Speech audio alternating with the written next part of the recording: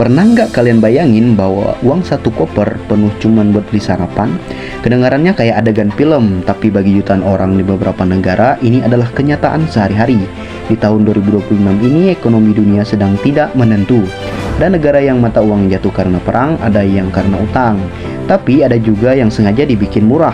Hari ini kita akan bedah 5 negara dengan mata uang paling tidak bernilai di dunia. Kita cari tahu apa yang salah, dan apakah mereka punya harapan untuk bangkit. Simak sampai habis. Kita mulai dari tetangga di Asia Tenggara, Laos. Mata uang KIP terus merosot tajam. Masalah utamanya, hutang luar negeri yang membengkak, terutama untuk proyek infrastruktur raksasa karena cadangan devisa atau simpanan dolar mereka sangat tipis. Pemerintah kesulitan menstabilkan nilai tukar. Ditambah lagi inflasi yang bikin harga barang impor dari Thailand dan Cina menjadi mahal banget bagi warga lokal.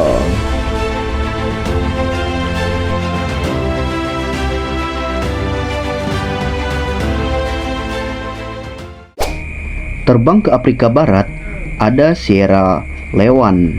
Meski tanahnya kaya akan berian, mata uang Leone seolah nggak punya taji. Selain efek jangka panjang dari perang saudara dan wabah Ebola di masa lalu, masalah korupsi dan ketidakstabilan politik bikin investor ogah masuk. Akibatnya, uang mereka kehilangan daya beli secara drastis di pasar global.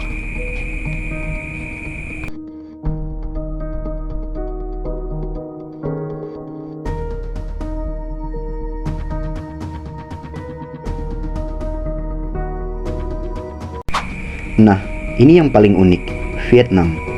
Loh, bukannya ekonomi Vietnam lagi maju? Betul banget dong.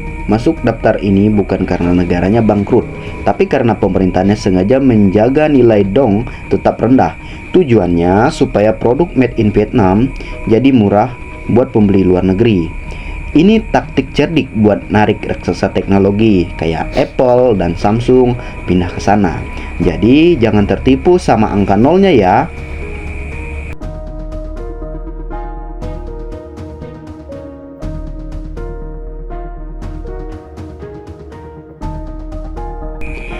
Di posisi kedua adalah Lebanon.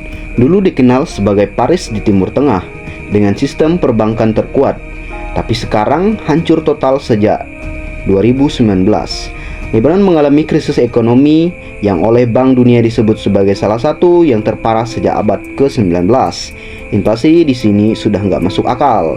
Orang-orang bahkan harus merampok bank miliknya sendiri cuman buat ambil uang tabungan mereka yang dibekukan. Dan juara mata uang paling murah saat ini adalah rial Iran. Bayangkan butuh lebih dari 1,3 juta rial cuman buat dapat 1 dolar.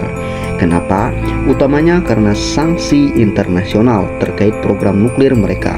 Iran diputus dari sistem perbankan dunia, nggak bisa jual minyak dengan bebas, dan hasilnya mata uang mereka terjun bebas ke titik terendah dalam sejarah.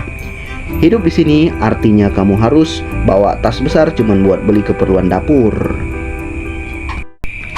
Pelajaran bagi kita, dari kelima negara ini, kita belajar nilai mata uang itu adalah wajah dari stabilitas sebuah negara. Ada yang hancur karena perang, tapi ada yang sengaja dibuat rendah demi strategi bisnis. Menurut kalian, apakah Indonesia suatu saat bisa melakukan redenominasi atau penyederhanaan angka nol seperti yang pernah direncanakan? Tulis pendapat kalian di kolom komentar. Jangan lupa like, share, dan subscribe untuk informasi ekonomi menarik lainnya. Saya cari tahu. Sampai jumpa di video berikutnya.